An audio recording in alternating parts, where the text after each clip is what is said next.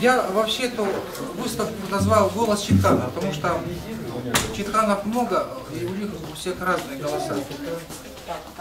Вот есть песня еще давно-давно, я ее сочинил, вот, вовремя, как говорится, вспомнил.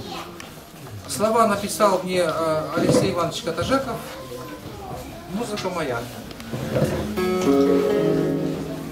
Поется: голос Чатхана летит пусть на небе, рассыпется широкой степи пусть. В общем, о этом Чатхане, от голоса Чатхана.